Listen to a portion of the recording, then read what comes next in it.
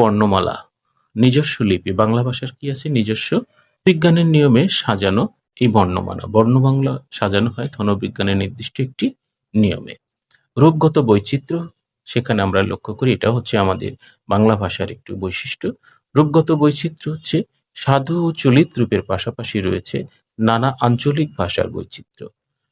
বিশ্ব মঞ্চ মর্যাদা, অর্থাৎ সারা বিশ্বে বাংলা ভাষার যে মর্যাদা, সেটা হচ্ছে কি আন্তর্জাতিক মাতৃভাষা হিসেবে স্বীকৃতি পেয়েছে।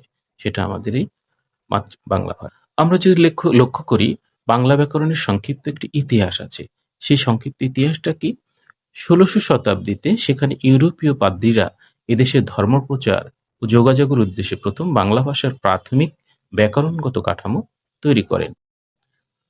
এর পরবর্তীতে প্রথম ব্যাকরণ বলতে যেটা বোঝানো হয় ১৭৪৩ সালে পর্তুগিজ ভাষায় পাদ্রী ম্যানুয়েল দা আসুনসাও সে প্রথম বাংলা ব্যাকরণ রচনা করেন, কিন্তু সেটি ছিল পর্তুগিজ ভাষায়। পরবর্তীতে বাংলা ব্যাকরণের ইতিহাসে যদি আমরা আরেকটু দেখি, পরবর্তীতে আমরা ১৭৭৮ সালে নাথানিয়েল ব্রাসি হেলহেড অর্থাৎ এনবি হেলহেড তিনি একটি ইংরেজি ভাষায় গ্রামার রচনা করেছিলেন, যার নাম ছিল a grammar of the Bengali language. এটা আধুনিক নিয়ম মেনেই তিনি তৈরি করেছিলেন বা রচনা করেছিলেন।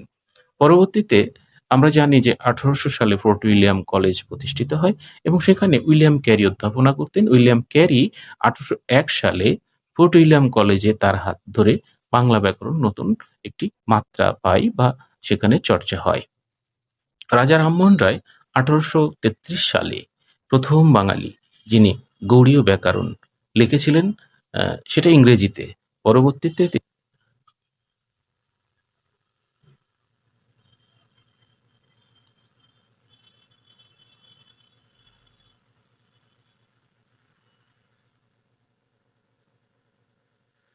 রাজা রামমোহন রায় ১৮৩৩ সালে প্রথম বাঙালি যিনি গৌড়ীয় ব্যাকরণ ইংরেজিতে রচনা করেন। ব্যাকরণের প্রধান আলোচ্য যে বিষয়গুলো সেগুলো যদি আমরা আলোচনা করি, সেটা হচ্ছে আমাদের ধ্বনিতত্ত্ব অর্থাৎ ফোনোলজি, ভাষার ধ্বনি, উচ্চারণ এবং বর্ণের বিন্যাস নিয়ে আলোচনা করে। শব্দতত্ত্ব বা রূপ, সেটা হচ্ছে মরফোলজি, শব্দের গঠন, রূপান্তর, উপসর্গ ও ধাতু নিয়ে আলোচনা করে। এটা হচ্ছে আমাদের শব্দতত্ত্ব বা রূপতত্ত্ব। অর্থাৎ শব্দতত্ত্বের অপর নাম হচ্ছে রূপতত্ত্ব। বাক্যতত্ত্ব বা পদক্রম, যেটাকে বলি আমরা ইংরেজিতে সিনট্যাক্স, বাক্যের গঠন, পদের বিন্যাস এবং বাক্য রূপান্তর নিয়ে আলোচনা করে। অর্থতত্ত্ব, যেটাকে বলি আমরা সিম্যান্টিক